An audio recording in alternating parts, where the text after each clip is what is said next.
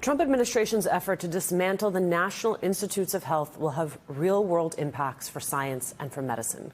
Former NIH director Dr. Francis Collins warns, quote, "If you are an American who cares about health for yourself and for your family, if you care about giving young people a chance at a scientific career, and if you care about how science and technology have been the main support of the U.S. economy since World War II, then taking a hammer to this amazing, life-saving enterprise should concern you." Last month, Donald Trump and Elon Musk fired nearly 1,200 NIH employees simply because they had been working at the agency for less than 2 years. Bushra Khatib was among those fired workers. She is a former writer and editor for the National Institutes of Health, and she joins us now. Bushra, first of all, I am sorry that we even have to have this conversation and meet under these circumstances. But what did you do when you worked at NIH? Sure. I think it's important for people to understand your purview. Sure. So I am a science writer by training. So I have a bachelor's degree in biochemistry and English literature, and also a master's degree in science writing. So I was trained specifically to write about science for a general audience.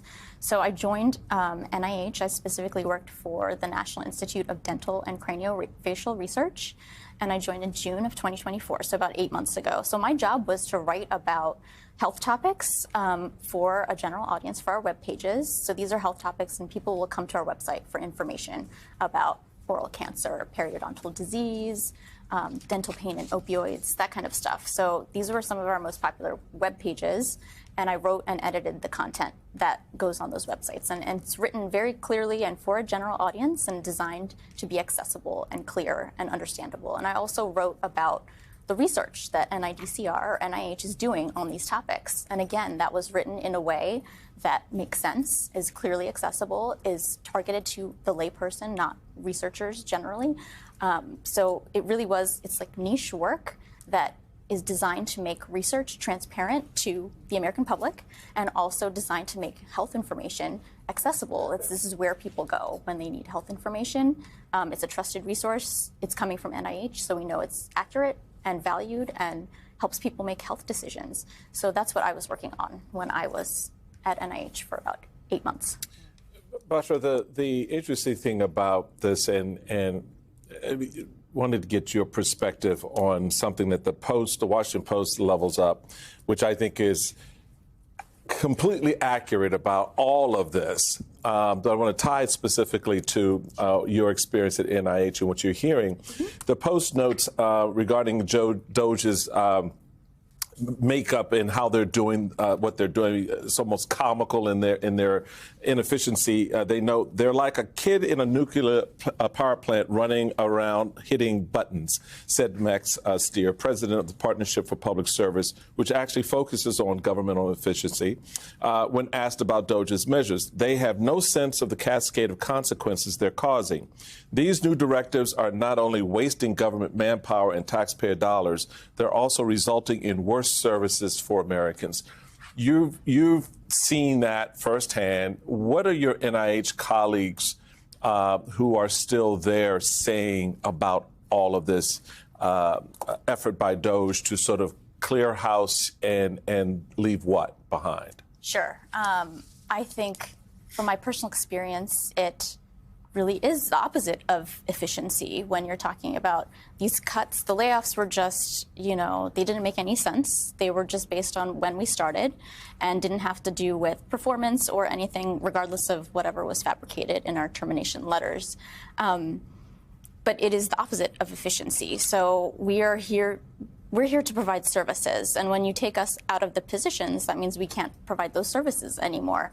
And then even though we are technically supposed to be reinstated because of some judge's orders from a few weeks ago, in order to comply, they have said that they will reinstate, they have said that our administrative leave continues, but we aren't being allowed to go back to work. We don't have laptops. We had to turn in our equipment. We don't have badges. We can't do the work. So if we're not there to write the content about the research, then people will not have an understanding of what research is going on and what transparency they deserve for the money that the taxpayers are paying for this research. And so that information is no longer there. There's no transparency, and a lot of these services are just missing until we are reinstated, and none of it really is very efficient. Bushra, I want to go back to something that Dr. Collins said in the context of this research and the work you do to translate this research for people like myself. Being part of what has made America competitive in the world, this from the Wall Street Journal about the collateral damage of what we are watching happening. At Veterans Affairs facilities in Detroit and Denver, staff reductions have led to canceled health programs and left homeless veterans without their dedicated coordinator to help them find an apartment and line up a deposit.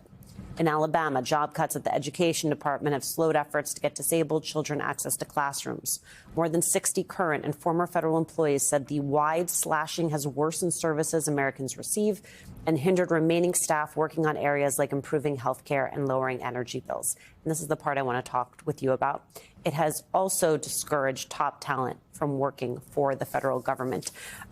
For someone who wants to do what you were doing just a few months ago, who's in school now, where are they going to take their talents? Yeah, I think that's a valid question. And for me, I had worked for several different nonprofits in a similar capacity before I joined the federal government. And the NIH's reputation is kind of one of the main reasons that I chose to work for NIH. It has a world-class reputation for research. That is the place you go if you want to make a difference for the health of Americans. So that's an enormous role. So when you start to attack NIH, fire its employees, attack the employees who still remain there, cut funding and all of this stuff, and kind of restrict all the research that NIH can do, then you're telling the young people of today that this isn't the best place that you might want to work for if you really want to make a difference in the U.S. And even across the world. It has a worldwide reputation. So I think it's terrible for what young people, the messaging that young people are getting now about the environment that NIH is right now to work in. It's not a great. I mean, people are being, like, the federal employees are not being treated respectfully. We're not being allowed to do the work that we really care about. We care about the mission of NIH. And right now that's kind of not clear because there's a wide attack on science in general at NIH. And any attack on NIH is an attack on science. And so it's pretty dangerous. It's a dangerous situation. Bushra, what you just said can be summed up in some NBC reporting about how fired and rehired employees are baffled by all of this, noting, honestly, one employee says, honestly, I don't fully trust this administration and its appointees or whether or not I will get back to work. I've been out of work for a full month. They do not trust, even when the courts are saying you have to put them back to work. There's a distrust that's now in place that any of this is going to be real again, meaning I get to go back to work and then keep that job. For sure. No, I think that's a valid concern. So when the temporary restraining order came out and said, oh, you have to reinstate employees immediately, my gut reaction was, I'm not sure if they're going to comply with the order. And they did. I got an email 3 days later saying, your admin leave is being extended, but no word of actually being reinstated. So they're kind of obeying the letter of the law, but it's not in the spirit of, so we're not actually being allowed to return to work. And then the reality is that even if we are reinstated and brought back to work, then there are widespread layoffs that are set and are in motion right now. They're making plans for even further cuts. So even if we are reinstated, the likelihood is that we will be fired again in a month. So the atmosphere is of instability, and there really is no trust anymore in our future in the government and trying to promote science. So it's not a good situation. So I can understand the lack of trust. Yeah. Bushra Khatib, thank you so much for taking the time and sharing your experience and your story, representing a lot of federal workers, not just at NIH, but across the country who are going through the same experience. We thank you for that. Up next, the